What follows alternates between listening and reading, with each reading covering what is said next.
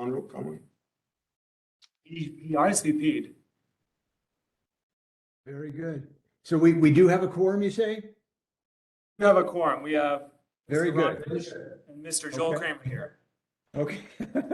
Very well. I'll go ahead and until Mark gets here, I'll go ahead and start everything off then, if that sounds okay. And again, my apologies for not being there. I think I mentioned I just found out I was exposed to somebody with COVID yesterday, and I feel great, but nonetheless, I respect you guys, and I don't want to be the cause of spreading something around. So sorry I couldn't be there in person. Gary, hope that's also negative. Okay, there we go. I got my video on. Hopefully, everybody can see. Okay, let's go ahead and call the meeting to order. And in terms of welcome and introductions, my name is Gary Brasher. I'm the vice chair of the JUAC committee for the Santa Cruz Active Management Area. And I can't really see too well on the screen, so I'll let you guys kind of go around and introduce yourselves as well as any guests that might be in attendance. Which way we starting? Ron Fish, GUAC Rancher. Joel Kramer, part of the GUAC. Good morning, Amanda Long, AMA Planning Manager with ADWR. Melissa Sykes, Water Management Assistance Program Coordinator. Good morning. My name is Kyle Miller. I'm the AMA Director in charge of program implementation. Lee Shepard, GUAC Coordinator. Ben Lomeli, hydrologist, president, Friends of Santa Cruz River. Can I ask, how is she being punished or something? In the corner? Very good. Anybody else? If not, then as I'm looking through the agenda, we've gone through the call to order and the welcome and introductions. I'll hand it over to you, Kennedy, for meeting logistics, if you're ready. Mr. Bradshaw, so morning, everyone. Thanks for joining us today. For those of us joining online, I do want to remind you to please keep your phone muted. This helps us with audio feedback. If you have any questions or comments during the meeting, please feel free to put those in the chat box. We'll read and address those during the call to public. If anyone here present would like to speak to the council, the call to public will also be your time to do so. This meeting is being recorded and it will be posted on our website and YouTube page. This gets it generated for us. And if you are having any technical difficulties, please feel free to put that in the chat. I will do my best to address it. But if not, we have our help desk is available to you and their information is on our screen. And that is all I have. Thank you. Very well. And Kennedy, while I've got you, I don't see on my screen, where is the chat function? Is it, I'm looking at the bottom here. I don't see anything. It's going to be no, at the bottom right. It's the air bubble. Yeah. Okay. Yeah, I got it. The air bubble. I should have known. Very good. Thank you, Kennedy. Appreciate it. And if one of you would alert me when Mark gets here, obviously I want to hand this back over to him. But in the meantime, I think item number 3 on the agenda, the Active Management Area Director Report from Mr. Miller. And Mr. Miller, if you're ready, then we'll look forward to hearing your report. Good morning, and thank you, Mr. Vice Chair, members of the council. I'd like to begin by thanking the council for your patience and flexibility over the last couple of years as we've been meeting virtually. We're excited to be back in the Santa Cruz AMA with you, and we're looking forward to having these meetings in person moving forward with a hybrid setup as we are today. This is the first hybrid UAC for the Santa Cruz AMA. So interested parties are able to join online like the Vice Chair has, or in person as we are here today. And we're hoping that increases participation and interest and gets some more people joining these meetings. I'd also like to give Kennedy a quick shout out for all the work she's done to organize this and get us all set up to meet here today. She's put a lot of time and energy into getting this squared away, so appreciate all of that. I'd like to use the AMA report to provide some updates on all we've accomplished since our last meeting, both in the AMA section of the department and across the rest of the department. We've been extremely busy, so I'm going to focus on just a few highlights here on the screen. Starting with 2021 annual water withdrawal and use reporting. So as I'm sure you all know, annual reports are due on March 31st of each year. And now that we're about 4 months past that date, I'd like to provide a quick summary for our 2021 numbers. Our AMA-wide failure to file rate is currently 5.7%, and our goal is to end the year with that number at or below 5%. We did send failure to file notices, the second round of failure to file notices a couple weeks ago. So we're anticipating that our failure to file rate is going to continue to drop over the next month or so. And we expect to end the year right at about that 5%, maybe a little bit below. We have maintained and even slightly increased the number of reports being filed online. And that's really beneficial for us. It improves our data quality, allows our staff to focus on things other than data entry, and leads to better statewide estimates at the end of the year. On this slide, the next one here is showing Santa Cruz AMA reporting from 2020 and 2021. You can go ahead and do the next slide.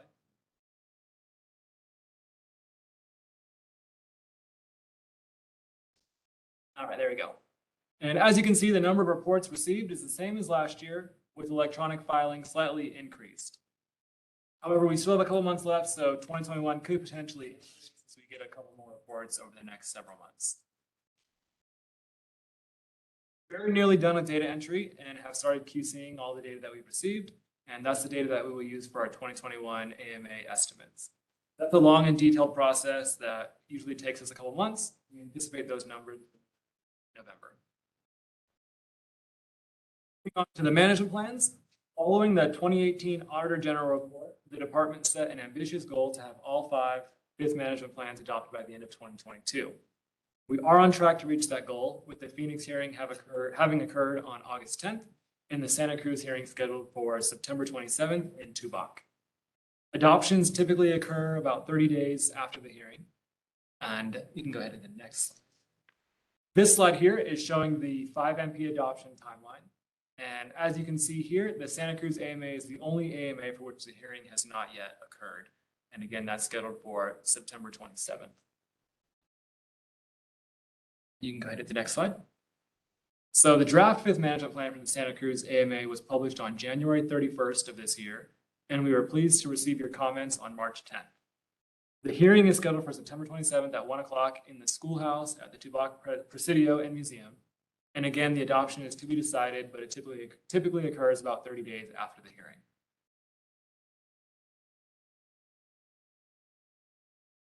And the conservation requirements in the 5th management plan will take effect on January 1st, 2025, and will remain in effect until the legislature determines otherwise. In anticipation of the effective dates of those requirements, the department will be available to assist with any questions, and we'll be mailing out courtesy reminders for any documents required pursuant to the 5 MP. Examples of that could be a provider profile for municipal providers or a BMP worksheet if you were a BMP ag right holder. Next slide, please. The department is, and specifically the permitting and well section, is really excited to share that they have started offering virtual outreach seminars. The outreach seminar is intended to assist with how to process a notice of intent application, how to submit a change of well ownership, and how to research wells on the department's website, while also providing an opportunity for our stakeholders to ask questions directly to staff in the groundwater permitting and well section. The first outreach seminar started today at 10 a.m. So we're going to miss that one, but they will continue to be held every other month moving forward. And if you're interested in that, you can check the calendar on our website, or you can email the Wells group directly at the email account on the slide here. Alternatively, you can reach out to me or Kennedy. Would be happy to make that connection. And then lastly, I'd like to also mention our legislative affairs page on our website. We obviously had a very busy legislative session this year, which included the passing of SB 1740, which appropriated $3.5 million towards supply and demand assessments. John Regan's will be talking about those shortly, a little bit later in this meeting. The budget also included $1 billion to the Long-Term Augmentation Fund and WIFA, and an additional $200 million was placed in a water conservation grant fund. Unfortunately, our legislative liaison, Ben, couldn't be here today, but additional information regarding this and other bills that passed the session can be found on the Legislative Affairs website that's linked here, including bill-specific details. We can also plan to have Ben present at our next meeting in the event the council has questions regarding those bills. So thank you for your time and attention, and that concludes my report. Very good. Thank you very much. Great report. Questions, and I'm going to need to rely on somebody there in the room, Ron or Alejandro or Kennedy or somebody to let me know if there's anybody with their hand raised. I can't see it here. Any questions at all of Mr. Miller? Okay. If not, If not, then we'll move on to item number 4. And under the groundwater withdrawal fee recommendation, I know this is something we look at obviously quite every year annually. And I believe Melissa Sykes, you have a kind of a review for us of the withdrawal fee rates and money that's been collected over the last several years, and then we'll have an opportunity for discussion and action after that. Thank you, Mr. Vice Chair, and good morning, council members and members of the public. I'll be going over the Water Management Assistance Program fund balance and the status of the DCP groundwater conservation grants. At our previous meeting, Kennedy, if you can pull up the document that's printed. That one. Thank you. So at our previous meeting, we introduced the 2022 withdrawal fees reflected in this table here, and below the table is a breakdown of the current WMAP fund. So the current balance is $356,431. Of that, $11,938 is committed, leaving a balance of $345,061. And we expect to collect about $29,000 annually. There are currently no projects outside of the Borderland Restorations Network project that are being funded with the WMAP funds. However, I am happy to report that we've had some interest in the Santa Cruz AMA for the WMAP. The University of Arizona Project WET reached out to me and was considering applying to the WMAP fund in order to fund a water festival in the Santa Cruz AMA. As for the groundwater conservation grants, currently all the contracts are executed and the projects are in progress. I'd like to also briefly introduce the Wmap Dashboard that will be posted online within the upcoming months.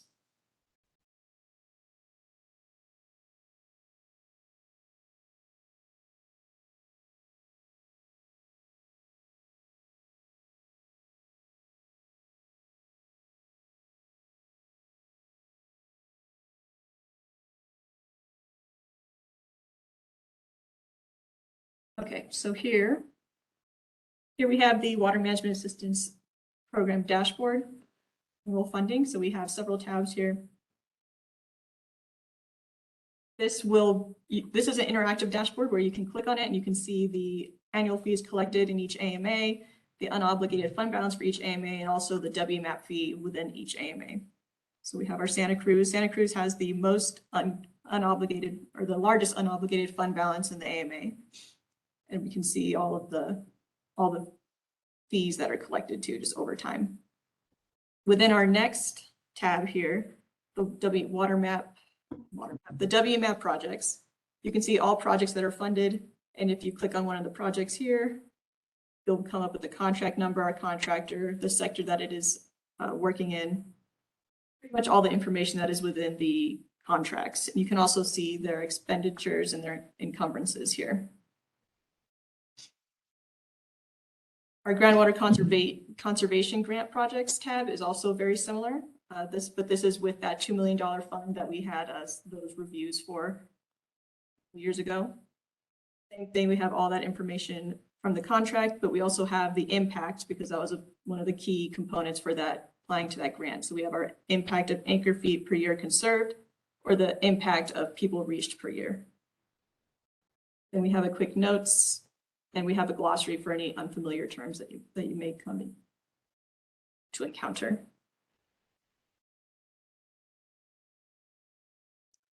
Very good.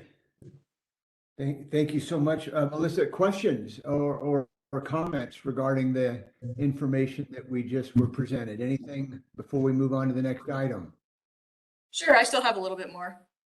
Oh, I'm sorry. Sorry for my long pause. I apologize for that. No, that's okay. One of the disadvantages of not being in the room. So per your request for Adwr to investigate ways to use the WMAP funds, we are currently trying to identify areas to use these funds and have had conversations with other agencies to determine the best use of these funds. And at our previous meeting, we did have a brief discussion of using the funds for monitor wells in the AMA. But however, we were informed that we currently have adequate wells monitoring in the area. Before I move on, are there any questions regarding the WMAP funds or the groundwater conservation projects? No new applications, so. Nope, no applications. So we just have this really large balance that's sitting. Nobody wants free money, I guess. Yeah, it's totally free, and it's we want projects. So that was another part of the discussion that we'd like to have today is talking. How can we get people interested? So we thought we could allow the council members to have a discussion about the ways to increase application submissions for WMAP funding.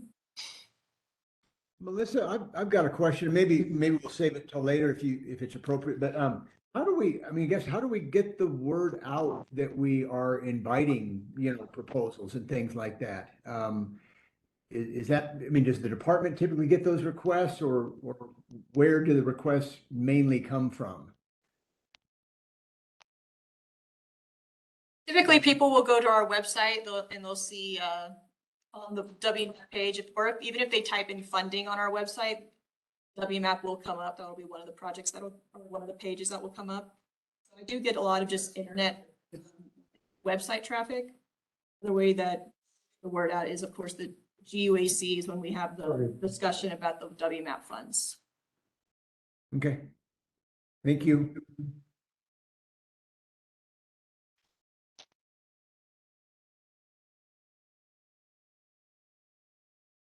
Mr. Vice Chair Alejandro just walked in, joined us, so we have. Oh, great.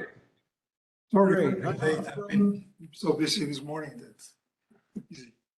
You made a cup of coffee. It took you a while to drink it. I won't say great to see you because I can't see you, but I'm taking everybody's word for it. You're there. Yeah, thank you. Very good. And Melissa, are you still continuing? I didn't want to cut you off. This time, or during this time, we would like to discuss with the council members if they have any ideas on how we Great. can use the funding. So if you have anything, you can throw it out. We can try to pursue those Sure. opportunities in the future. And just to start it off, I guess I'm just wondering if we could talk about maybe creative ways of letting people know we've got these funds and we would welcome applications. But I'll leave it to the group there to come up with some other thoughts.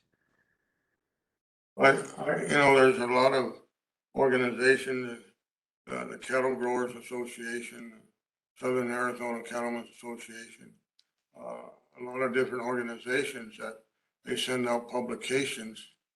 And there'd be no objection if the AWA had to put some sort of message in there that monies are available.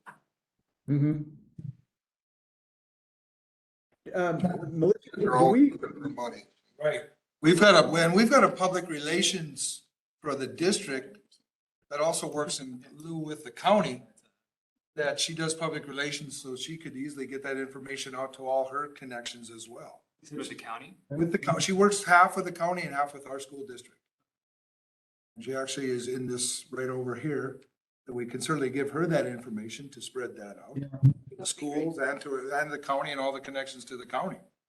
We work with you on that, maybe put something together. Certainly. Certainly.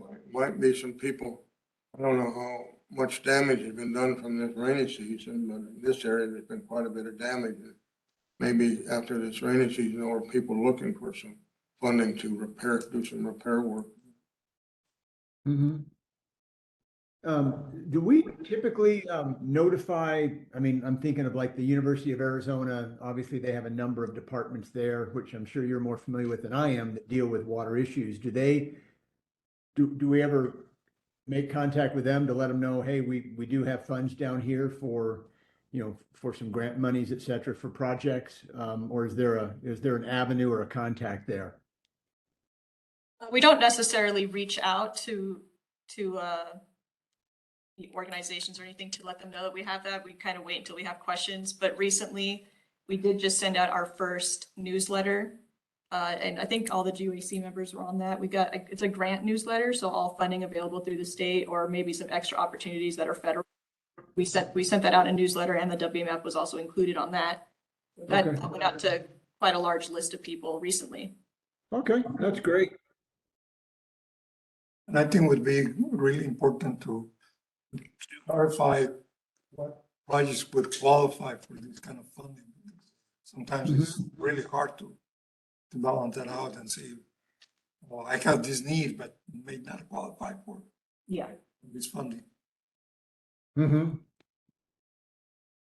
couple of other places at the university, the Water Resources Research Center, they're doing some projects.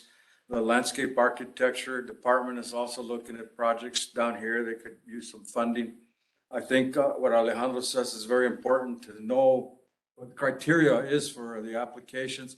And another thing that seems to be important for us is whether it's a grant that has to be, what do they call it, refundable, or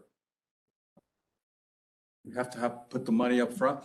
Oh, reimbursed. Reimbursable, right. So Mhm. it's a lot of tracking and work, and most of the time for smaller organizations or individuals, just not worth it if it's reimbursable. We don't have the resources to front that up. Sure. So the Water Management Assistance Program provides funding for groundwater conservation and augmentation. It is a reimbursed grant process, so you put up the work, we receive a deliverable, then you receive funding. When it comes to, just lost my train of thought. Yeah. Talking about the Also, reimbursement, sorry, It's just important to see if there is matching requirement on that money. If there is no, sometimes it's in kind matching, sometimes it's cash money that you got to put in for that. So it's important to clarify that. Yeah, the WMAP doesn't require a matching fund. And the other thing, I just remembered what I was going to say was you have to it has to be partnered with a city or some sort of state agency to be able to apply, because we have intergovernmental agreements. Those are the kind of contracts that we have. So I guess that's kind of a lot of the drawback on some of these programs too, because I get reached out by individuals pretty frequently, but they don't have partnerships with the cities or anything to apply. As far as getting the word out, the Chamber of Commerce is pretty good at their newsletter. Also, Yeah. have We Love Nogales, which is a little TV program that a lot of people listen to. You have the newspaper and La Maxima Radio. A lot of people listen to that. Yeah. There's avenues for getting the word out. Yeah, I couldn't say chamber because then it'd been nepotism, so I'm glad you. That's right. They do a good job. So So, yes,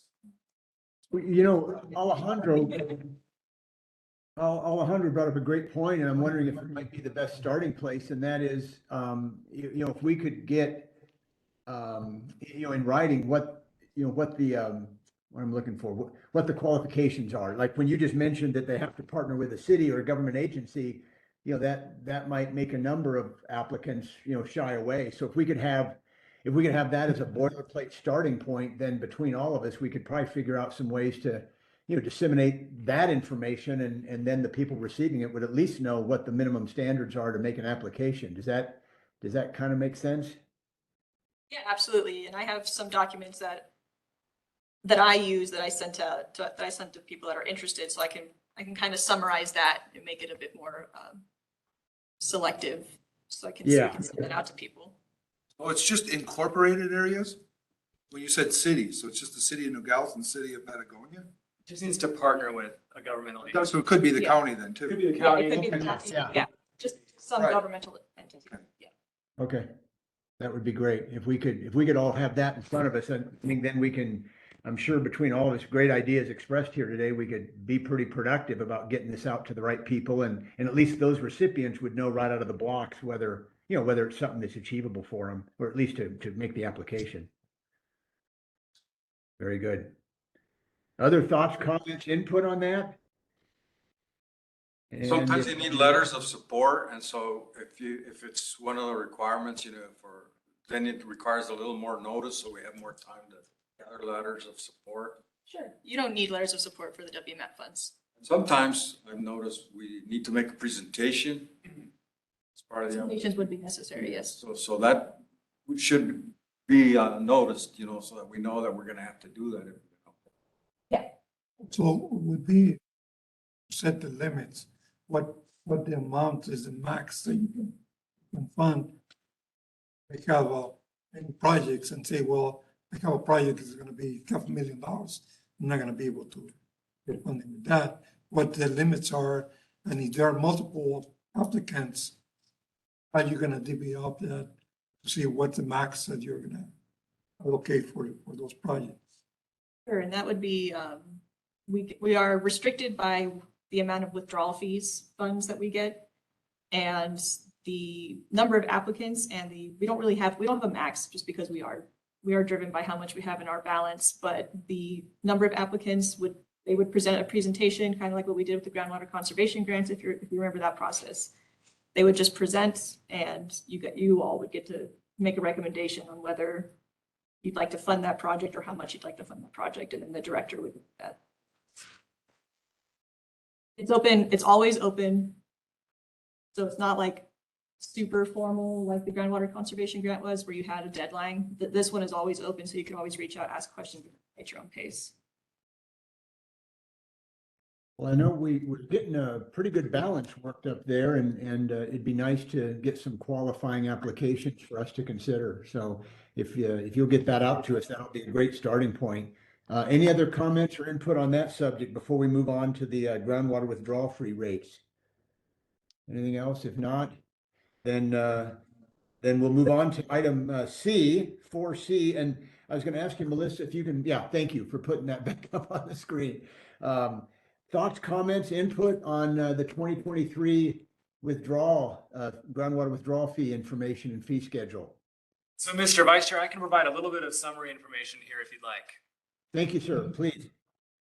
Right, so withdrawal fees for year 2022 are set at $3 per acre foot, which remains the same from 2021.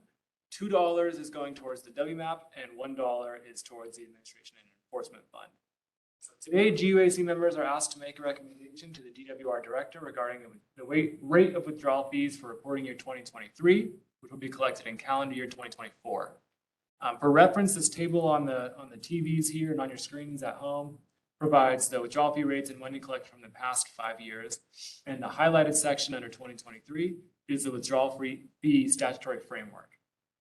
The component of the fee that goes towards the Water Management Assistance Program, and again, that's money that is spent on conservation, augmentation, and research of water availability in the AMA, cannot exceed $2 per acre foot.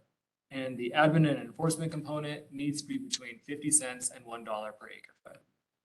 So before asking for your thoughts or recommendation, I will gladly answer any questions that I can. So using that money for monitoring?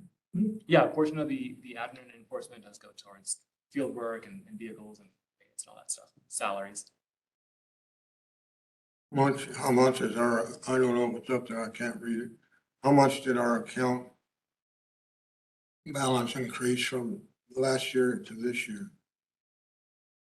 I also can't see it. It's a little bit closer. Or decrease? I think we must have increased. It increased. So we received, for 2021, we received about $30,000 in the Wmap fund. And your current balance is $356,000. So with an encumbered fund of almost $12,000, we netted $17,000. So that 356 is part of that encumbered or? Only 12,000 of that is. And money, don't you want some out of 100? Yeah. So I think kind of growing. Growing, yeah. Very good. Any motions or thoughts on the fee structure? It looks, I can probably see it better than you guys can because I'm looking at my screen, but it looks like it's been pretty consistent for the last number of years in terms of our recommendations. But any motion on the fee structure for 2023? I move to keep the rates the way they are. Very good, Alejandro. Thank you. We have a motion. Is there a second? I'll second it. Thank you. Motion and a second. Any further discussion on that before we call for a vote? Well, I'd just like to say that I know that there are some people that are paying into that deal, ranchers and farmers and that amounts to quite a bit of money. It's going to be utilized, it's great, but it's going to sit there and do nothing. I think it'd be more valuable to farmers and ranchers to be able to keep some of that money for themselves, for their own projects. 3 years ago, 4 years ago, I brought up the deal that to drop it to, I think it was $2 acre foot. everybody on the board agreed with, we passed it. They sent it to the state. They said, no, you can't do that. You gotta stay at the $3. So, you know, we wanted, even, would we be allowed? So the director makes the decision, but he does take your recommendations seriously and considers them. That's what happened. The director refused to go along with our. Yeah, and my opinion is that if we keep this fund growing a little bit bigger, we have opportunity to do bigger and better projects than when you have only $30,000 or $40,000 available on near for the agricultural.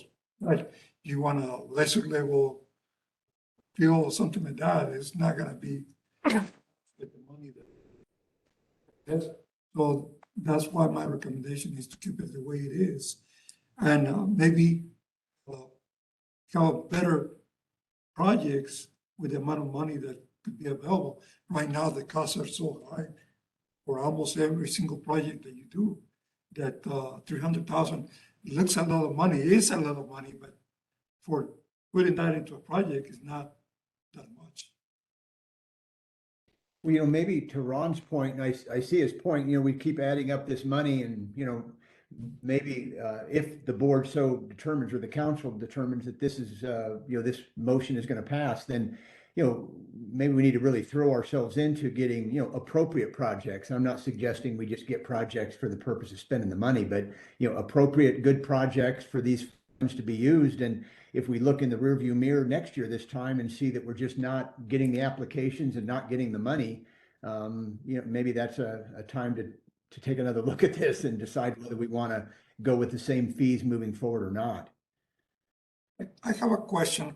This money that's sitting there, is that invested in something or just sitting there, not, It's just not sitting. making any? It's just sitting, not being utilized. Oh, wow. It's not interest bearing. No. Put it Very in the good. bank, we put it in a saving, we might get 1/10 of 1% interest. Yeah. That's the problem with that. That's it's Be enough to- ridiculous what they're paying. Be enough to buy donuts at the next meeting. We have a motion and a second, and thank you, Ron, your thoughts. Any other comments before we call for the vote? If there are none, then all those in favor of the motion being leaving the fees at their current level, moving into 2023, please indicate by saying aye. And I'm going to loss, so if everybody's raising their hand, I'll need somebody to tell me. It was three, all three. All three, Yeah. very good. All right, and I as well. So then the motion carries with a unanimous vote to leave the fee structure the same moving forward. But like I said, I do agree with Ron. I think we need to use this money, or we need to do something else, because we can't just keep collecting it and having it sit there. So thank you for that input. Okay, item number 5 on the agenda, the overdraft and safe yield report from Amanda Long. So Amanda, I'll hand it over to you, and thank you for presenting this to us. Thank you, Vice Chair, member of the council and public. My name is Amanda Long. I am the AMA Planning Manager. And today I'm going to talk to you about the department method for overdraft safety and management goal analysis. And then the results specifically for the Santa Cruz AMA. So I'm going to walk through the analysis that's presented in these 2 documents. So the first is the overdraft safe yield and the management goals of Arizona's active management areas report. So this report summarizes the current method of assessing safe yield in each AMA where it's a goal, and includes the process that ADWR used to get to that method, and then the current status of the management goal of the AMA. So parts of this report were then summarized into Chapter 2 of the Santa Cruz 5th Management Plan. So the presentation I'm going to give, it's a little bit long, but it is going to follow the general outline of that report. So it's listed on the second side of the screen, or the left side of the screen, sorry. The bulk of the presentation will be on those sub bullets there, and then I'll use the dashboard to walk through the results for the Santa Cruz AMA. So I'm going to start with the statutory definition of safe yield. So it's a groundwater management goal which attempts to achieve and thereafter maintain a long-term balance between the annual amount of groundwater withdrawn in an active management area and the annual amount of natural and artificial recharge in the active management area. Maintaining safe yield is one half of the Santa Cruz goal. The other portion of the goal is to prevent local water tables from experiencing long-term declines. So the second part of the goal recognizes the interconnected nature of the Santa Cruz River and the aquifer, with the intent to sustain the Santa Cruz River by maintaining that hydraulic connection between the two. So to meet the management goal in the Santa Cruz AMA, both parts of the goal have to be met. I will spend a lot of this presentation talking about safe yield itself, but I will go back and revisit the second part of the goal later in the presentation. So the safe yield has been included in every management plan where it's a goal in the discussion from the first to the fourth.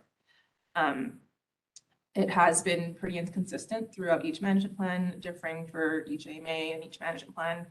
They didn't include all the same things. Depending on the plan and the AMA, they sometimes included annual water budgets over time, sometimes the potential for safe yield under various scenarios and projections. Sometimes it was just a list of impediments to safe yield, and a full analysis was not always included in every single plan. And sometimes even the actual status of safe yield wasn't included in every single plan.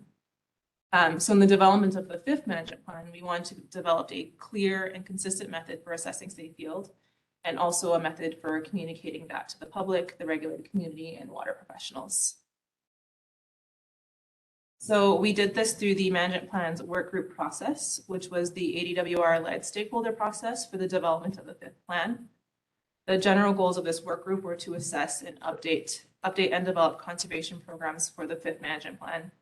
And this group convened around mid to late 2019 to early 2021. So in this process, 5 subgroups were created, including one for the technical discussion of safe yield. So the beginning of the safe yield technical subgroup was largely educational. We spent a lot of time looking at existing data and the statute and answering questions about what safe yield was. And so through this process, we got a better understanding of what some of the misconceptions were and where clarity was needed. And I'll summarize some of that discussion on the next slide. So before I go any further on here, I just want to mention that for the purpose of this presentation and the report itself, I'll use groundwater to mean water other than stored water that's underground. This isn't to suggest a legal determination of what groundwater is in the Santa Cruz AMA. There's ongoing adjudications in the Santa Cruz AMA due to the recognition of the interconnectedness between surface and underground water, and that legal nature of the water has not yet been resolved. So the statutory definition is short and it may look simple, it can actually be quite complex to understand. So again, through our discussions, we talk through a lot of these complexities. So in the middle here is statutory definition, what the left here, which is what safe yield is, and then I'll talk a little bit about the misconceptions on the right. So on the left here, safe yield is defined in statute, has 3 parts, and I've highlighted those in purple. So the first is the annual calculation of what is being withdrawn and reached into the AMA in every year. And the second is the long-term balance of those annual inflows and outflows. And then most importantly, especially for the Santa Cruz AMA, is the maintenance of that long-term balance once it's achieved. And I'll elaborate a little bit on this in the next couple of slides. Safe yield is also an AMA level goal, so it's not specific to any city or sector, and all sectors have a role to contribute to safe yield. Safe yield is also solely focused on groundwater, so it only applies to what's legally groundwater. So not all water that's under the ground is considered groundwater. For example, effluent stored underground, when it's extracted, is extracted as effluent. So legally it's accounted as for effluent, and so it wouldn't be considered in safe yield. And then the final piece on the left side here is that the statute says attempts to achieve, which means that safe yield does not have to be met at all costs. And so moving over to the right here, so these are a couple of the misconceptions that we heard throughout the safe yield subgroup process. So the first is that safe yield is not a specific volume. Outflows and inflows change every year. So if there were a target, it would be a moving one. So there's not one specific volume that would necessarily get to safe yield. The second is that safe yield is not a measure of aquifer health. Reaching safe yield would certainly help. but it is just a budget calculation that we do on paper. So it doesn't indicate what the water levels are or say anything about the other important indicators of aquifer health. In that same vein, safe field does not mean that water cannot be withdrawn. It can be withdrawn as long as that is recharged in the long term. So the fourth bullet there, safe field would also not solve cumulative overdraft. And this is something we heard quite a bit. Cumulative overdraft is the sum of all historical overdraft that's occurred over time. Safe field would not solve this for geological and for practical reasons. To restore the aquifer completely and reverse all historical overdraft might not be geologically possible because of things like subsidence and storage capacity that may no longer be there. It's also not practical given the volume of overdraft that's just simply too large.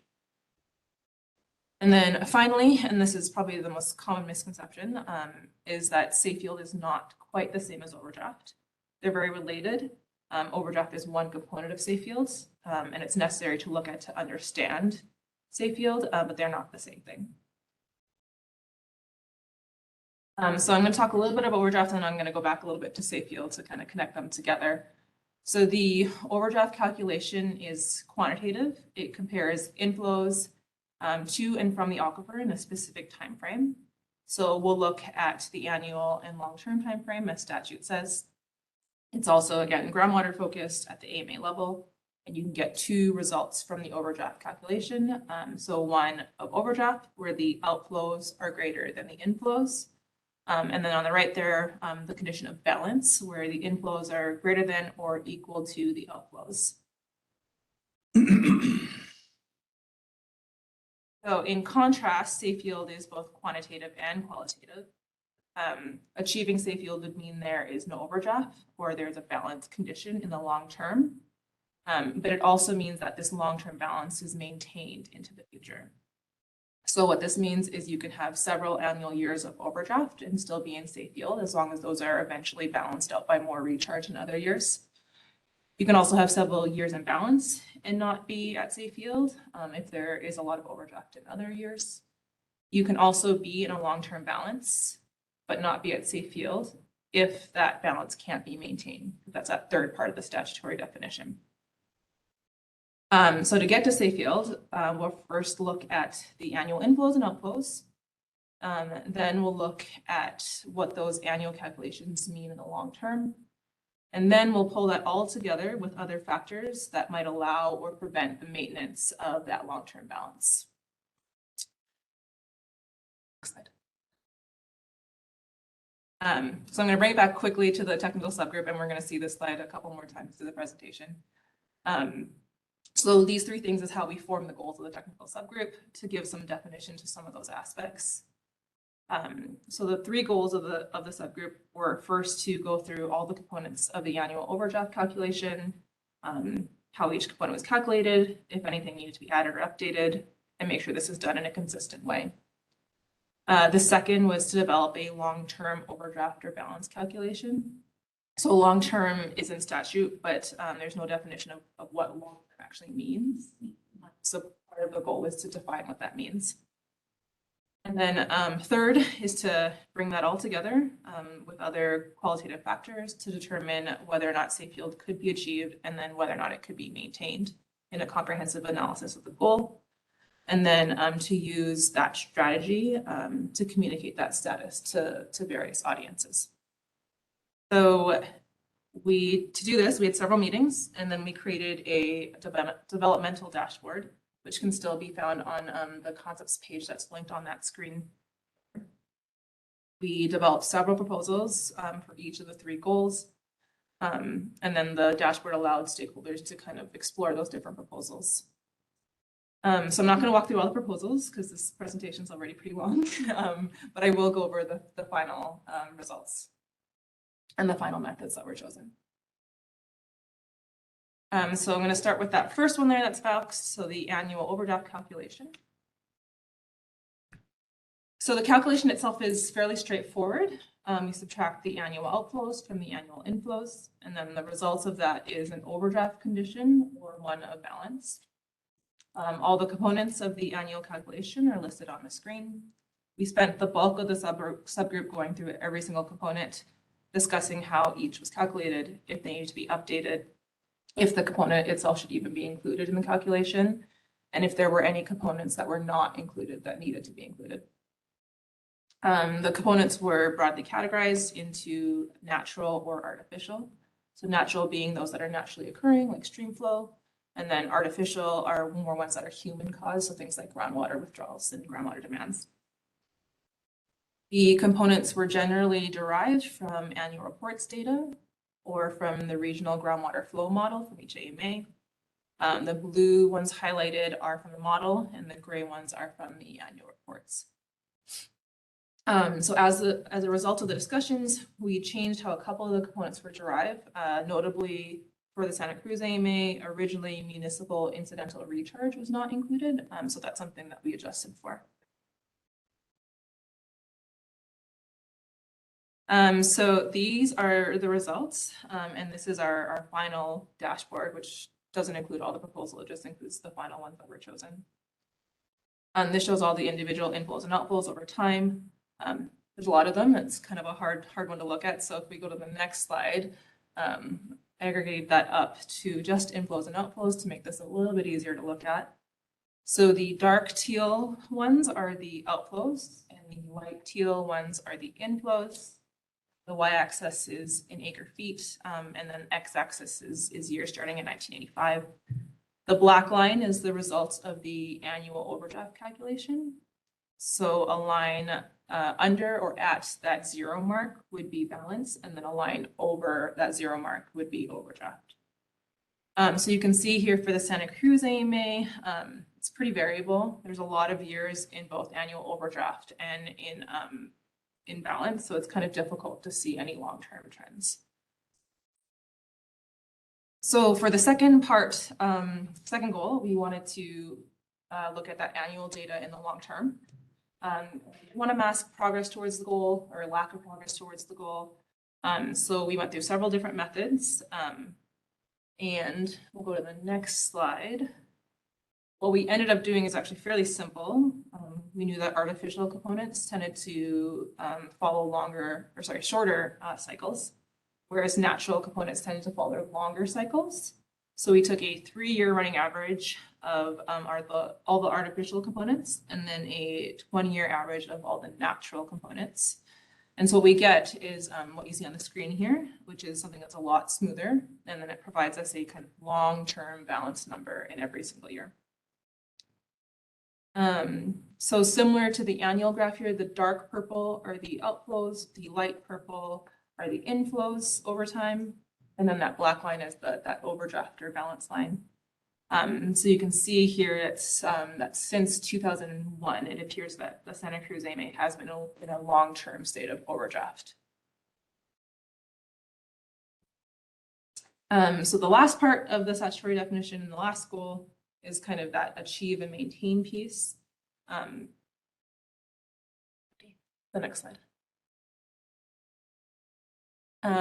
So we did this actually largely qualitatively, thinking about the major factors that would contribute to Santa Cruz achieving and then thereafter maintaining safe yield.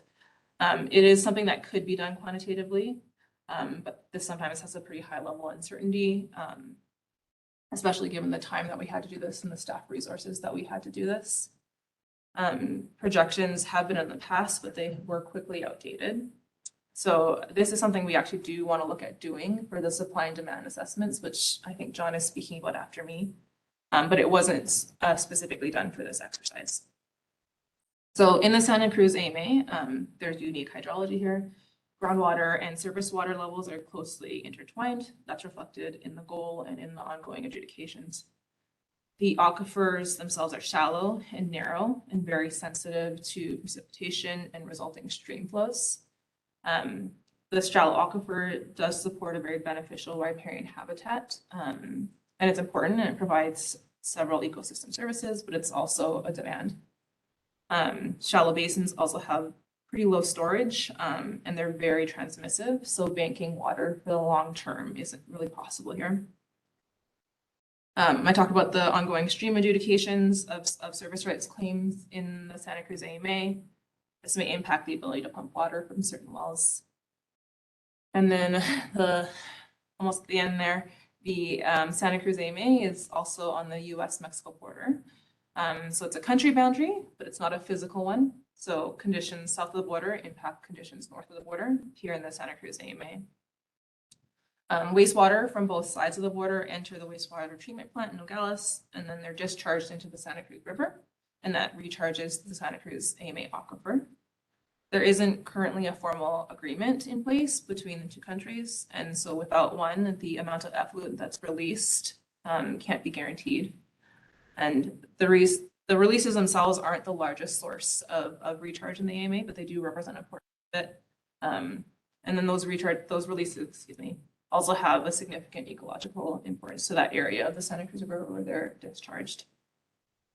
And then the very last one on this list here, and a pretty big concern for the Santa Cruz AMA probably, is that there's no imported supplies here. So if pumping is to remain high, achievement and maintenance of safe yield and as well as the water levels might be difficult without that source of imported supplies.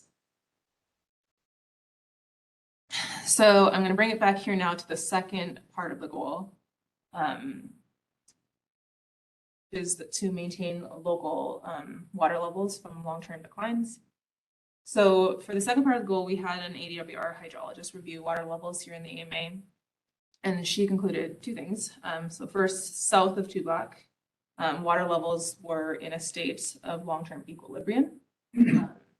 This area is sensitive to precipitation and stream flows, but it could bounce back fairly easily. North of Tubac, however, approaching the Tucson AMA, water levels were in a long-term state of decline from the 90s through 2015. The levels here have been recovering, but only 1/3 of that long-term decline have been burst. So this means that because of the long-term decline near the Tucson AMA boundary, the AMA has not met this portion of the goal.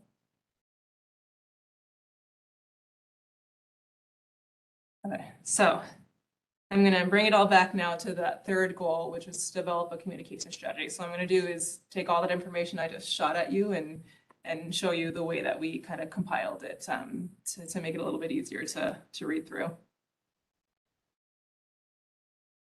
So for this, we wanted to talk to the subgroup, and they told us that we should have two different audiences for this, one for the general public, so those without extensive water knowledge, and then one for a more technical audience, so those that have a little bit more knowledge or maybe are water professionals.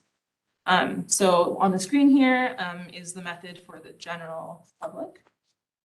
So on this slide, we want to be a little bit more educational with a high level set of the AMA. So the intent here is for the reader not to get too far into the weeds, but rather for them just to kind of get a yes or no answer. So this dashboard has infographics defining what overdraft is and defining what safe yield is. And then on the right there is actually the status of the management goal. So for the Santa Cruz AMA, the management goal hasn't been met. However, the status is more prone to rapid changes. It's significantly impacted by really wet or really dry conditions. So for the technical subgroup, we want to take this kind of small blurb of the previous slide and expand upon it. So I'll spend some time walking through each of these things on the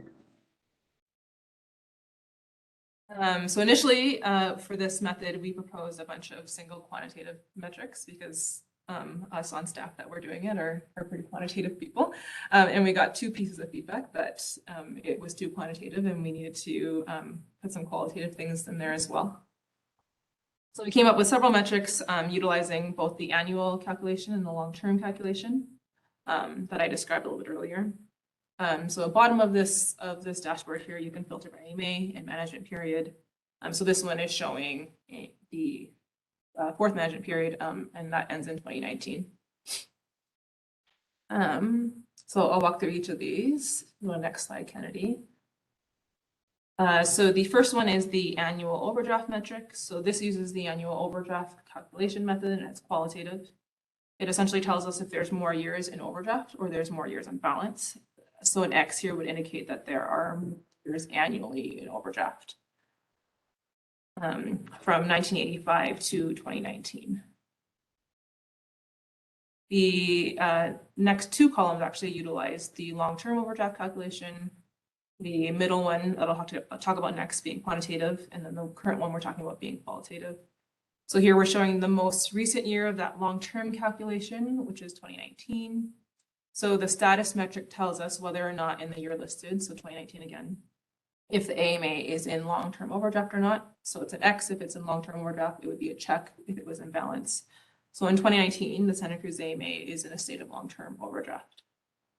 The metric below is it's called the direction metric, and that helps us to understand the progress that may be being made towards or away from safe yield. So this is in recognition that even though an AMA is in long-term overdraft, decreasing that overdraft is a trend towards balance, and that's a good thing. So here an X would be a trend towards more overdraft, a check would be a trend towards more balance, and then this one's showing a blank box, so that kind of means that the trend isn't really clear either way. So I'm in the middle column here now. The next three metrics are all quantitative. They're all results of the long-term overdraft calculation. The first one there is the single year metric is what we're calling it. It is the volume of long-term overdraft in the most recent year. So this one answers the question, how far are we from safe yield?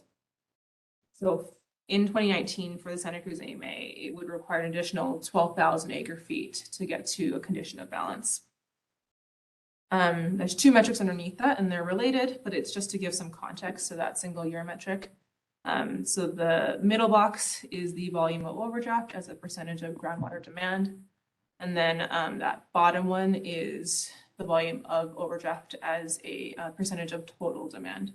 So for the Santa Cruz AMA, the volume itself is quite small at 12,000 acre feet, but it does represent a significant portion of the total demand and total groundwater demand of the AMA. Can those be different? Sorry? We're totally dependent on groundwater. There's a tiny bit of effluent use and a tiny bit of surface water use. So they're pretty close, but it's slightly off. Almost the same, yeah. So the fourth column here we're on now summarizes that maintenance part. So I already had a slide on this, and this is just a kind of high level summary of that. It's the biggest impediments for Santa Cruz achieving and maintaining safe yield. So the biggest impacts that I talked about before, the shallow basins, ongoing adjudications, sensitivity to drought, and then the binational considerations. And finally, the status again, and we've seen this one before, is the same text from the slide before. It's just the high level status of the management goal in the same May. So again, for Santa Cruz, the goal has not currently been met. And then finally, I'm just going to end with some resources for everything I talked about today. If you want to go back and look at anything, the concepts page is in there. It shows all the proposals that we had through this process. The report itself is there with the supplementary dashboard where I showed a bunch of screenshots from today, and then the fifth management plan there on the right. And then with that, I'm happy to take any questions you might have. Have one question. And it's a lot of information. Great report, Amanda. Thank you. Yeah, I'm sure there are questions, but thank you. That was great. And I do want to say as well, if there was any specific pieces of that you wanted us to come back and talk to, I'd be happy to go more in depth on any of those pieces if you'd like. If I can answer them now, then that'd be great. If I can't, then at a future meeting, I'd be happy to. Yeah, just a general question from me, looking at that one chart about 12,000 acre feet in terms of our deficit, I guess would be the right word. And then one of the earlier slides kind of bifurcated north of Tubac being in a state of long-term decline, and then south of Tubac being in what I think you called dynamic equilibrium. So would it be a fairly fair statement to say that most of that 12,000 acre feet occurred north of Tubac, maybe not all of it, but it just would stand to reason, since that's been in the longest period of continual decline, that's where most of that is. Is that right? I don't know if I can say that definitively. The safe yield calculation is AMA wide, so we don't actually look at exactly what parts of the AMA it's coming from because it is an AMA wide goal. Right. That's something I could possibly look into, but I don't think I can say yes or no to that answer. Yeah, To that I wouldn't waste time on it. It was just, as I was looking at those, it just occurred to me, so. Other questions, comments? Great report. I have several questions, but we're gonna try to. I didn't understand exactly the definition that you have on the water, surface water and groundwater. My understanding that was the definition was water from wells, and that was regardless of what was groundwater or surface water. Does that has changed? So I think that those conversations legally are still ongoing. I don't think it's not in all parts of the. You know, going for. Yeah, and they might continue to be ongoing. But because of the interconnectedness between surface water and groundwater in the AMA, some of the water that is underground might be considered surface water, some might be considered groundwater. So I don't think that that's been solved in all parts of the AMA.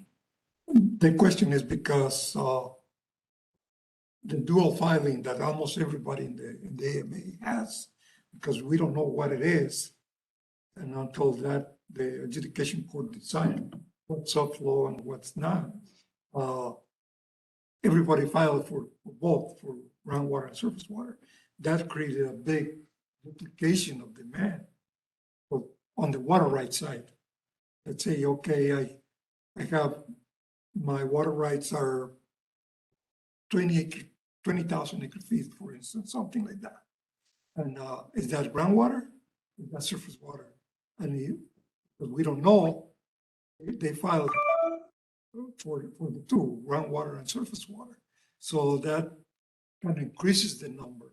That's one of the questions that I got. And I know that legal is still up in the air, that the adjudication court that will be moving, but I don't know exactly where they are.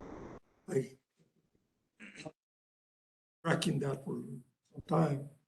And that's what one of my concerns is, the definition water from wells was changed or not.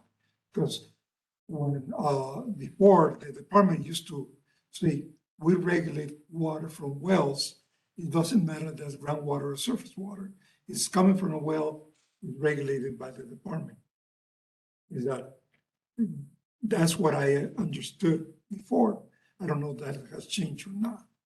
I think that we would only have jurisdiction over what is considered groundwater, legally considered groundwater. If the water is coming from a well, how do you know what is that groundwater or surface water? Actually, she's Sorry. no. She's gonna say no. Natalie? If I could jump in there. My name's Natalie Mast. I'm Kyle's counterpart. I'm the other AMA director. Just to clarify a little bit, so the statutory structure for Santa Cruz is unique. In most of the AMAs, our regulatory authority has to do with groundwater, but in the Santa Cruz AMA, it's a little bit different, where the statute indicates that the management plans address water other than stored water withdrawn from a well in the AMA. So what that does is it doesn't distinguish between the legal type of that water. If it's water that is not stored water that's withdrawn from a well in the AMA, it can be regulated under the management plan. So it doesn't attempt to make any determination whether that water is groundwater or surface water. It is under the management plan statutes, it can be regulated in the AMA. Jump to management. Yeah, that was the definition that we have used for many, many years. And I was wondering if on this plan was being changed or not, and it seems to be that it's not. So, Sorry, I didn't mean to mislead you there at the beginning. so I have the next question that I have is, I think we spent years here that we were involved with the water for years debating how to apply the safe yield or the sure water supply rules. And I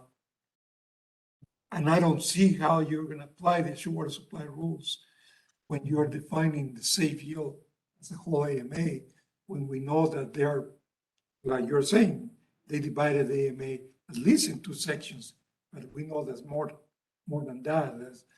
There are micro basins, there are a little deeper aquifers to the north, and there's the mountain hill aquifers that are not part of the river, that those are the typical groundwater basins. How the whole thing is going to be combined to make the assured water supply rules. And I don't know if you already developed rules or not, because I think there was something pending.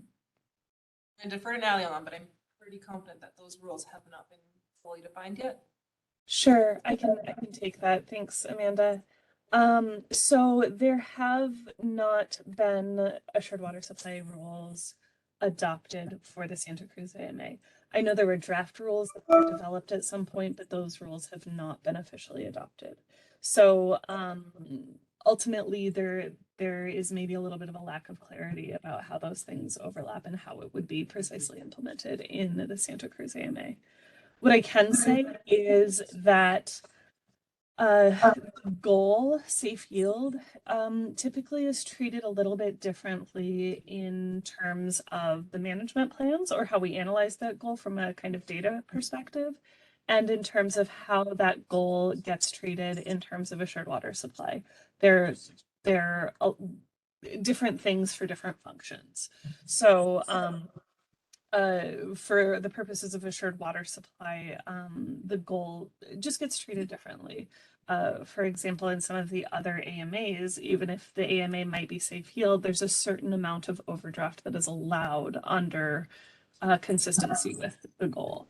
So since there aren't specific rules for the Santa Cruz AMA, there is a little bit of a lack of clarity there. But I think the piece that we can clarify is those are treated differently, kind of for the purpose of analyzing the goal under the management plans and for the purposes of looking at the goal for implementing assured water supply. I have one more, and I'm going to be quiet. Goal, my understanding was consider the AMA to be in safe yield. But this study and this report, that has changed. Now it's not in safe yield, because the goal was to prevent long-term declines of the local water tables. And that was a big debate. What's a local water table? So we take the north side of the AMA or the south side of the AMA. How do you define what the local water table is? So the change of that status of the goal that is not to maintain the conditions. Now is you need to do more to achieve safe yield, because now it seems to be that there is no safe yield anymore in the AMA. My question in my mind, trying to clear how that's going to be achieved. Let's say that big recharge facility or something gets constructed in the north side of the AMA, how that's going to impact the south of the AMA. Because you can have safe yield in the north side, you replenish 12,000 acre feet and say that's imbalanced now because that's a deficit. But the south side of the AMA may not be, because that's physically is separate. So I'm trying to understand how you're dealing with those concepts, because we spend years here debating that and say, what the local water table, what's the safe yield. Can you apply the same concept that you apply in the Tucson AMA or the Phoenix AMA, where you have a big cup of water and then when you pull the water and anywhere in the AMA is going to impact the whole thing? Here's is different. You pull the water in the south side, it's going to have an impact on the north side, but if you pull the water in the north side, it's not going to have an impact on the south side. So the safe yield part of the goal itself, that's AMA wide. So we're not looking at that by north or south, but just, it's all AMA wide. Yeah, but how you apply the rules and regulations, conservation, assured water supply and things like that, that you have to take into consideration safe yield. How do that apply to the different parts of the AMA? So Natalie, I might defer to you on that one. Yeah, sorry, I was taking a minute to get to my mute button there. Hi, thanks for that question. So maybe just to clarify a little bit, there's not really necessarily a change here with relation to the goal. So if I could first clarify that, the goal for the AMAs are all established in statute. So there's certainly not a change to the goal. The purpose of the report that Amanda has summarized here is really just an updated analysis of where each AMA is with regard to their goal. So that's one piece.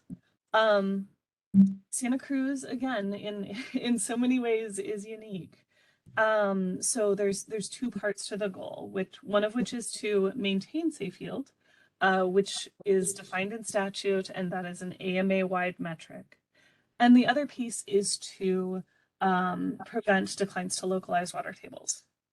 So that second piece, I think, is maybe your point here, is that it's not super clearly defined what localized means, how narrow that is, how small scale that might be.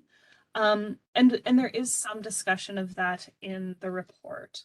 I don't think we made an attempt in all of this to really clearly define what precisely localized means, but rather we looked at water level changes over time, kind of more generally, to try to get an understanding of that. And Amanda, maybe you can correct me on that latter part if I missed anything there.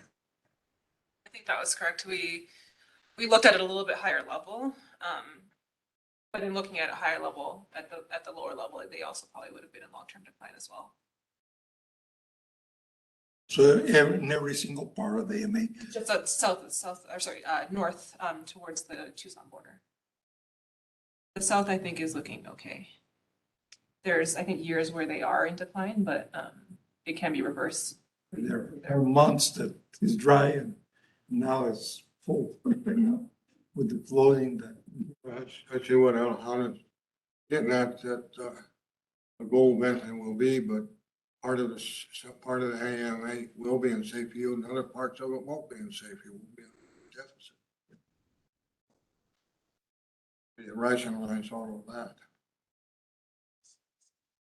I guess my point on the questions are how you're going to apply, because you have to apply rules for the whole AMA. How you going to apply the north part and the south part of the AMA when you have the same set of rules. So that's why I don't grab how the department is going to do that. Well, I mean, again, the safe yield part itself it's AMA level. We're not looking at where the water is coming, except that it's from Santa Cruz in both outflows, safe yield wise. The localized water table one is a little bit of a different discussion. We didn't define exactly what all those pieces mean, but in terms of the safe field itself, that still is AMA level. We're not looking at where that water is coming from, north or south. I think what I might add to that is you're absolutely right that the kind of conservation requirements and that type of thing that we develop apply at the AMA scale. And part of that is because we recognize under the management plans that despite some water levels being stable, that additional conservation is something that is helpful for the AMA, is something that applies across the AMA. So the statute for the management plan specifically refers to the conservation programs being designed to achieve reductions in withdrawals of groundwater. So obviously groundwater is a little bit different in the Santa Cruz AMA, but ultimately that's what we've worked toward in the management plan requirements, in the conservation requirements, that type of thing. The additional conservation that's reflected in those AMA scale requirements is something that benefits areas across the AMA despite these differences in the status of the goal.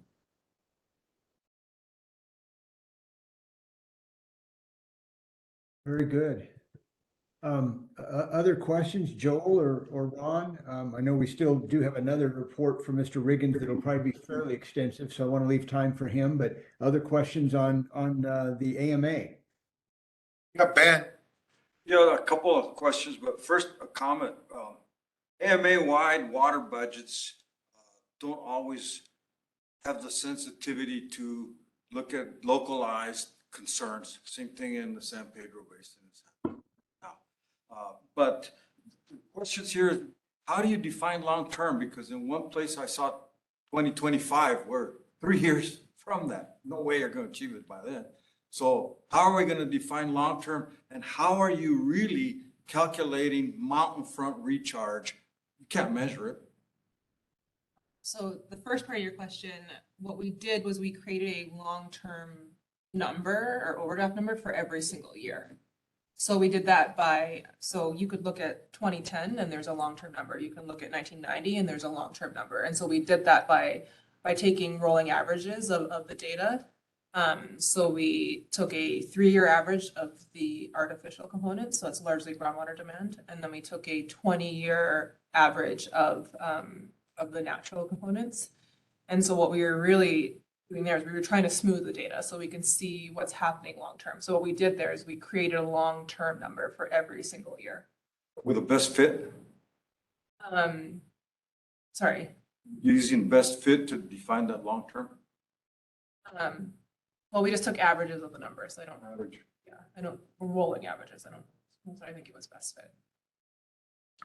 The second part of your question, I think mountain front recharge is an estimate.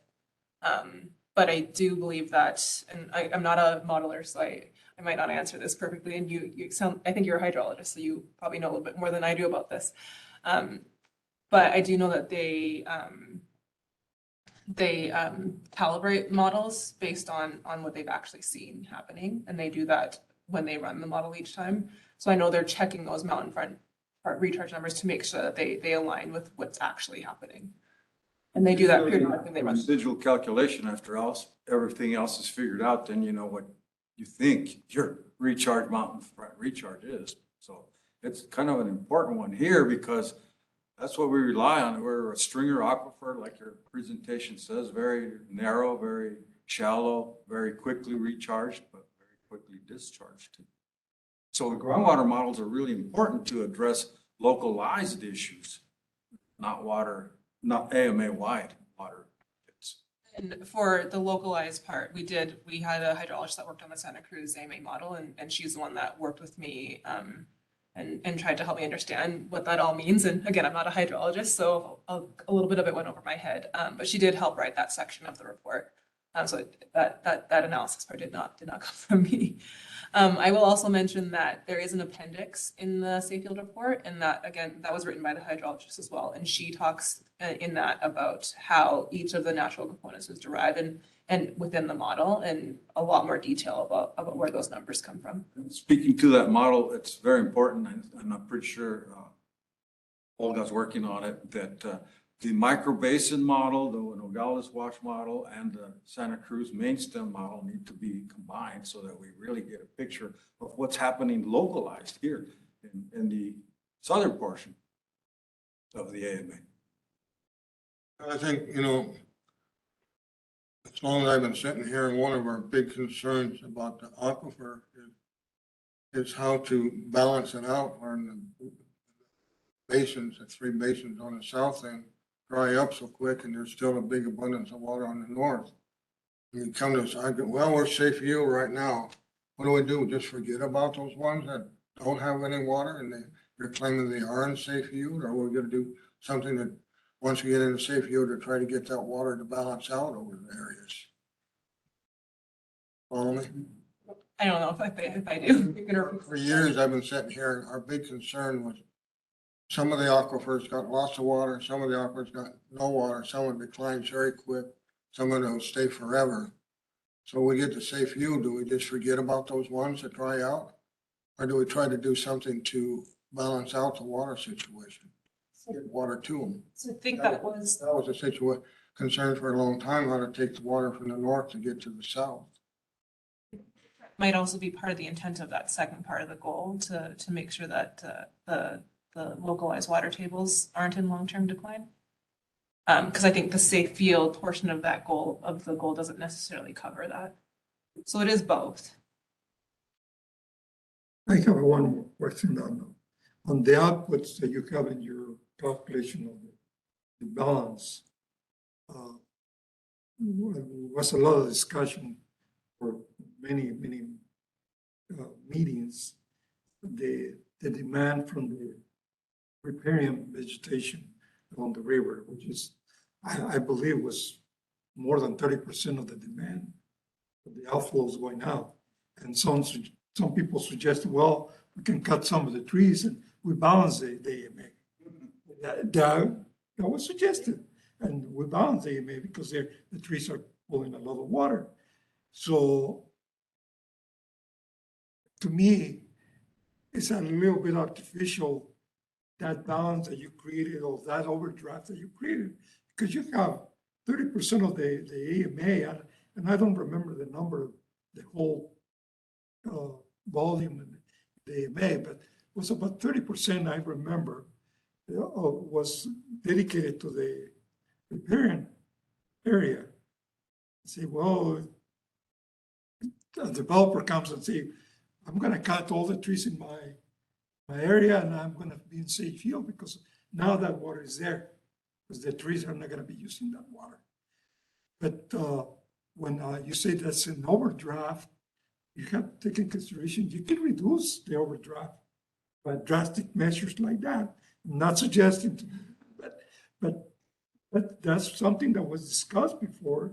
And I say, well, if that's the biggest demand that we have in the AMA, that's where we need to take care of. But of course, the other part of the equation is the effluent that we know that it's there, not accounted because it's not secure. Basically, it's there, but in the numbers, it's not. So you put in a little portion of the effluent there, but because it's not legally secure, it's not considered. Probably the only example where we have more wet water than paper water. Yeah. Shut up. Sorry. It'll take a while to get everybody on board to agree with what's safe, what is safe view and what isn't safe view. Still don't have that there in my I mind. turn my faucet on and there's no water. Hey, I'm not a safe view.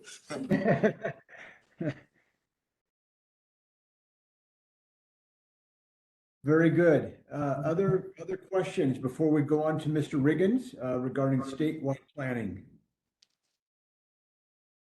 And not hearing any. Very good. Then item number 6, John Riggins going to discuss supply and demand assessments and provide a council with an update of activity statewide. I know this will be, I'm sure, as every report has been interesting. It seems like I can't pick up a newspaper or listen to the news that we're not hearing about some statewide or federal effort. So, Mr. Riggins, we'll hand it over to you. Thank you. Thank you to the chair, council members for having me today. I apologize for not being there in person, but like I heard one of the council members at the beginning, I also had a close contact to COVID, so just taking the right precautions and playing it safe. So thank you for having me this morning. I'll be providing an overview of the new supply and demand assessment. This was a provision of Senate Bill 1740, which recently passed in the last legislative session. My team in statewide planning will be collaborating with the department's AMA team, among other programs within ADWR on this new supply and demand assessment. And we're excited to get things started. So I'll just be providing a brief overview of our plan going forward. I will say one note, we're still in the very early stages of developing our process. We're still meeting internally to discuss a lot of the finer details of how this process is going to unfold to meet those supply and demand requirements. So some of the procedural questions that you may have likely are still under development. So hopefully I'll be able to provide more updates at any subsequent GUAC meetings if you'd like any other updates on the supply and demand assessment. So this is a quote that you see here on the slide from Governor Ducey, the DCP legislation signing in 2019. And as we know, and as the chair mentioned, you know, it's still in the news. What it still holds true today, that we're being met with the same challenges of a drier future. We're over 20 years into a historically worsening drought, and it definitely emphasizes the need to continue Arizona's innovation and forward thinking when it comes to water resources. Next slide, please. So Senate Bill 1740 was one of the last acts passed into law from this most recent legislative session. And essentially it expands the Water Infrastructure Finance Authority, or WIFA. WIFA will continue to fund the design and construction of water infrastructure projects, but it's now going to have new duties to pursue augmentation and conservation projects with a new board structure appointed jointly by the legislature and the governor. The state budget recently appropriated approximately $1 billion to WIFA under this new restructured authority, and will be facilitated by new funds to effectuate the appropriated monies. So this also includes the Long-Term Water Augmentation Fund, the Water Supply Revolving Fund, and the newly created Water Conservation Grant Fund, which is approximately 20 or 200 million of the initial grant program. Next slide. But today, what I'm here to brief on is the provision in Senate Bill 1740, which requires the Arizona Department of Water Resources to conduct a rolling 5-year supply and demand assessment of each groundwater basin in the state. So this is the provision here that you see on the slide. So this new provision in Title 45, which is the department statutes, outlines the requirements to analyze and prepare a water supply and demand assessment for at least 6 of the groundwater basins every year, with all the basins having a supply and demand assessment completed once every 5 years. So this will also include the AMA groundwater basins as well. Next slide.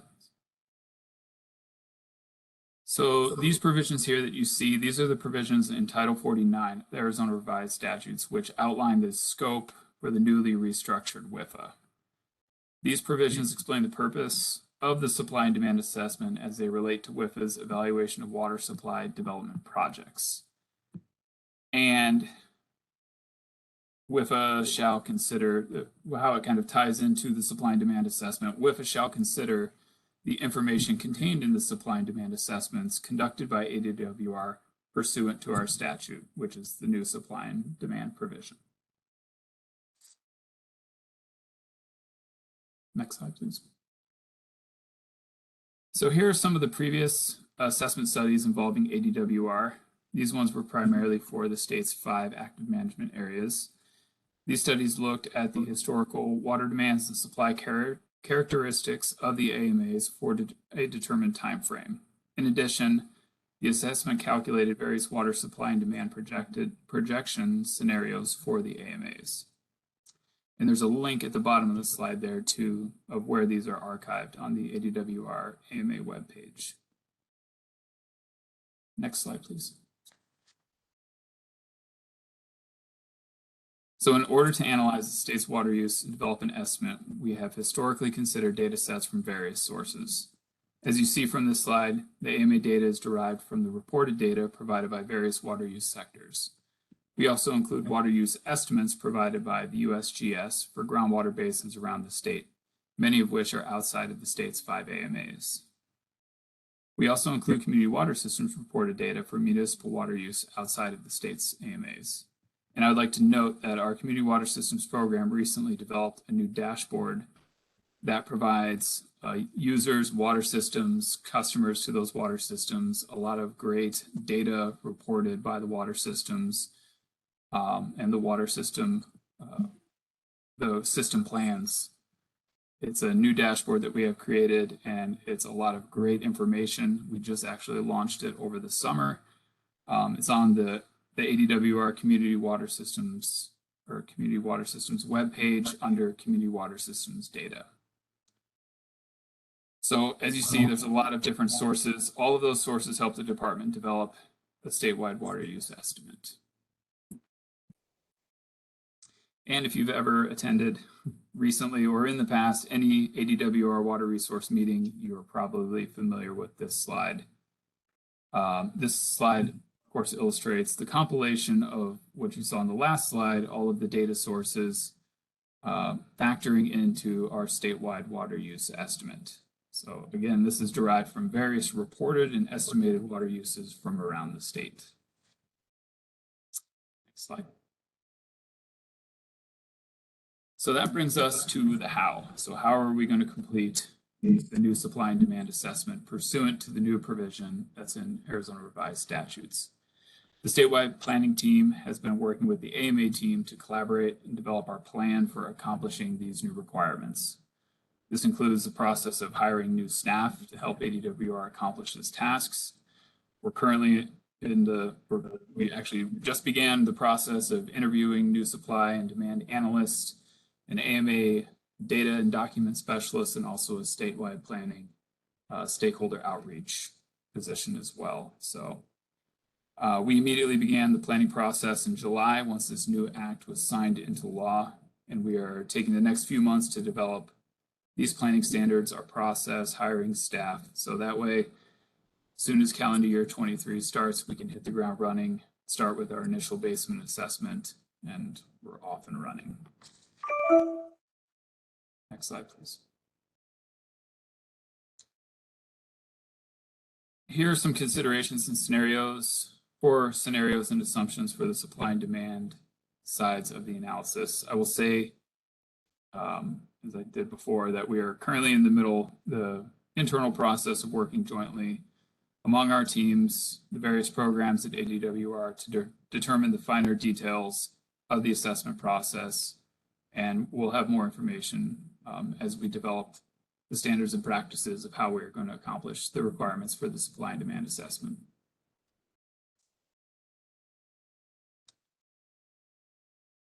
So I'll leave you with this quote from Director Bishotsky. So there's really no single solution to addressing the impacts of the ongoing drought is having on water resources in Arizona.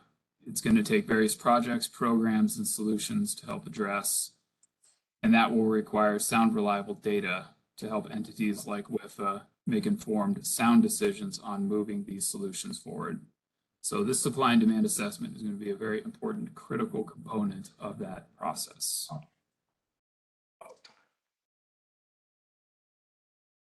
And with that, thank you again for allowing me to provide the update. I'll take any questions.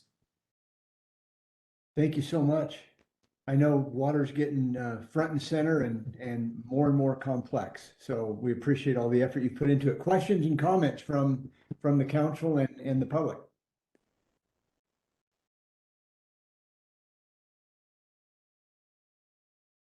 I saw what they just now announced that Arizona's gonna, I don't know how much the groundwater like Phoenix resorts to would take a 21% cut on the Colorado River. Probably gonna have, I don't know if that'll have any effect on us down here, but Phoenix area, and I would imagine that's gonna make a big effect on them. Start drawing more on the groundwater. Yep. Hopefully the conservation, whatever conservation they put in to control that problem won't roll over down to here where we still got the water and have to put us on a tight budget where we really don't need to be.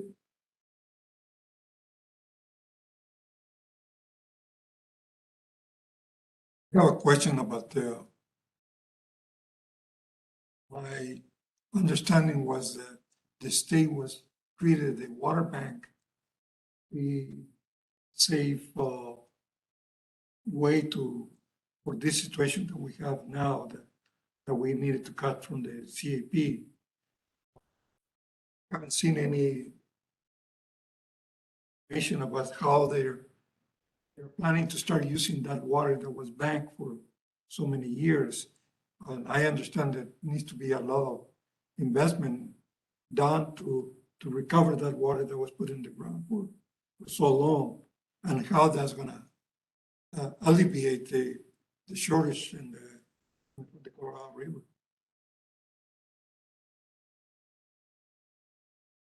Yeah, I'll say that I'm not familiar with the water bank. Natalie, any? I apologize. Could you repeat the question? Yeah, what efforts are being made, or how is planning to recover some of the water that was banked through the years for this situation? I'm not totally sure about that, but perhaps that's something we could follow up with Virginia on and get back to you. That water that's been banked, is it gonna be available? Well, I think the water's in the ground has been stored there for many years. The recovery of that water is the key. So you have to drill new wells, you have to put power supply for some of the locations. The cost of that recovering that water is going to be quite different than CAP water. So I haven't heard anything that the state is planning to do in how to use that water bank water. I can say, and I'm not a water bank expert, but for a long time, the water bank was kind of in storage mode, as you were talking about. And now with shortage, they are moving towards withdrawing that and developing partnerships to be able to withdraw that water. I don't know enough about it to say much more than that, but I do know that a lot of that discussion in those contracts were done like through DCP and the 500+ plan. So there are plans being made to do that. But again, as Natalie said, I think we could get with Virginia, who leads the water bank, to get more information to you about that. It's really, my view, I say, well, I think the department was right a long time ago when they created this bank. Say, we need to have a savings account somewhere because CAP eventually is going to be in trouble. So now how you are going to use that savings account, how you're going to cover that water, because I think it's really important. It's going to be key for the future of the state. I think part of the problem too is that there's quite enough water in storage to make up for the Colorado River shortage right now. Well, it's going to be a combination of things. It's not going to be just a bank. It has to be duration and maybe like the director says there that we need to make decisions on what we want to keep doing in the state and what things we're going to stop doing it. And my opinion is, I think we need to change a lot of things that like some of the cases, farming, dairies, things like that they use a lot of water, that they're not even stay in the state. They go out of the state. We're exporting water. So because they use the water and then go to different states. The dairies, all the milk that gets produced here goes somewhere else. So, and they use a lot of water. Farming, I know it's economics, and I'm not proposing to change anything on that. It's everybody's going to have to make their own decisions. But growing alfalfa that's going to Saudi Arabia, that doesn't make any sense to me. But we are short on water, and the alfalfa uses a lot of water. So those are changes that I see that somebody's going to have to make. Probably not in my lifetime, but that's something that needs to be done because they want to keep some of the ways that we have now.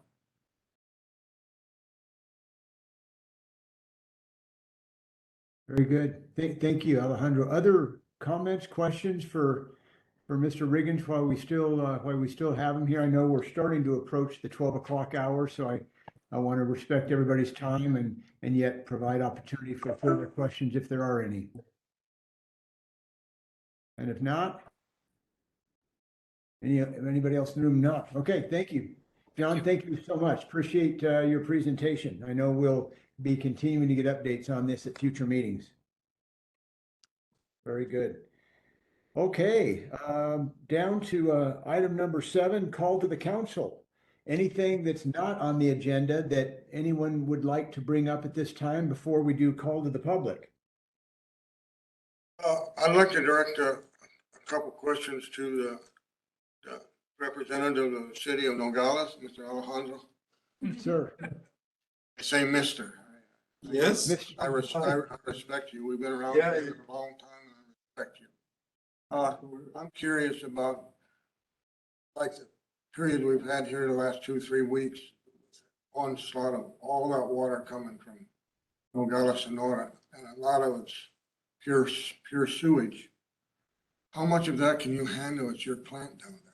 How much of it gets by? Well, whatever's in the wash, it just goes by. The plant has been having peaks and, in fact, the sewer system has been overcharged every storm that we had. The heats of the manholes just blow away. So that water that we see going down just gotta keep on going, huh? It's gonna keep on going, and the good thing about that, eventually that water is gonna be cleaned up by natural ways, start flowing and getting to the ground and eventually get clean. But it's not gonna be water that we use here in the EMA. It's gonna go to Tucson or Green Valley, that area, and probably the mines and the pecans are gonna be using that water because that water just rushes through here, creates a lot of damage and not a lot of benefit. You know, we've got that situation over there in Oso Canyon now, which we didn't have until just recently, where the overflow of Nogales, or the sewage from Mexico. Our wells were pretty clean, pretty safe, but I'm not sure anymore whether they're safe drinking water. Yeah, it's a big concern. We are working with Mexico. They already approved new development, 15,000 new homes in that area. They're already overburdened. And they're gonna be building 2 small, well, shouldn't say small, some wastewater treatment plants, kind of package plants. That is a big concern for me because your wells are gonna get impacted and eventually our wells are gonna get impacted. Because the sewage is gonna, the failures in the plants, you know, maintenance is a big deal in Mexico. That they can build the best plant in the world, but after a few years, they don't do maintenance. Well, that was start going down. That was a concern, not to drag this out. That was a concern before that development started, was sewage development. They said it was going to put in the most modern sewage facilities that was possible to do, you know, that they could handle any they had. It hasn't turned out that way. No, and City of Nogales, Arizona has been working with the bank, NatBank, that's the binational bank that funds some of the projects that are going on in Mexico, to express our concerns. They say, you better check what impact you're gonna have with projects in Mexico. It's just a wastewater treatment plant and they don't maintain it. We're gonna have problems here. Well, the problem with the funding is that it's just capital funding. It's just build something and then the local government has to maintain it. They don't have the resources of the staff to maintain it. So eventually they fail and we have problems. I got one other question and I'll leave it go. You know, that being out there where I'm very concerned about that, seeing it every day. You know, what's going right down into the aquifer. But anyway, the International Waste or International Water Committee, they've taken over the maintenance and control. Or Now the wash, the plant, they're running the plant. They're doing a project right now to rehabilitate the IOI, the main line coming from Mexico. That's all they're doing right now. There's work being done through Congress to transfer the maintenance and control of the sewage from Mexico to IBWC, the International Water and Water Commission, and allocates funding for them to be charged for what's coming in and repairs and all the things that right now nobody. all talk right now. Very That's a good, big great, problem, great for questions, sure. and thank you. Thank you. Thank you very much, Ron. Good questions. And Alejandro, thanks for your continual depth of knowledge for all of us on these and other topics. Appreciate it. Anything else from the council? Alejandro and I have been talking dirty water for years, haven't we? I understand. It's a continual topic. It's been going on for many years, so it's never ending for sure. Then we'll move to call to the public. Any comments? Yeah, Gary, I'd like to make a couple comments if that's okay. Absolutely, Ben, go ahead. Yeah, we're at a point where we really need to change the way we do deal with water, especially here in the upper Santa Cruz and especially the southern part from, let's say, Elephant Head or Tubac or Amado, somewhere this way. We're definitely in a unique situation. ADWR deals with water quantity. DEQ deals with water quality, but they're inseparable. All this contamination we have going on yields a lot of our water resources unusable, at least for portions of the year when it's most critical. Statewide, what's happening with Wilcox? Look at what's happening over there. What's happening in the Yuma district? What's happening with the Colorado River? What's happening with climate change and the politics in the country in general? We really need to come together as different agencies, different levels of government, citizens. We have a tremendous trash problem here that nobody's dealing with it except us locally. And it comes down Nogales Wash primarily. We've been looking at all the tributaries to see where it comes from. There's other contributions, but primarily it's Nogales Wash, and we can tell by, where it's coming from. It builds up bottle dams, it flecks the river, it creates all kinds of problems, and that's just geomorphologically, but ecologically, we have, a lot of styrofoam, a lot of PFAs, PFOAs. Every contaminant you can think of goes through our little portion of this little county, this little AMA, but it's important, it's a gateway to Mexico. I forget what percentage of the produce for the whole United States comes through here. Do we want that contaminated? Do we want it coming through? Our railroad gets compromised and that carries a lot of economy implications for the rest of the country. So I'm making a call to all levels of government, all citizens, to really focus on how to protect our water resources and work conjunctively between the agencies at all levels of government. Because if we don't, we're in serious trouble for the future and our future generations. Alejandro, Ron, and I probably won't bear the impacts of that, but our children and grandchildren and you younger folks really have to be aware of this. We're in a very unique situation here, microcosm, though, because we have just about every concern that you see in any other place in the nation or in the world. We have it here.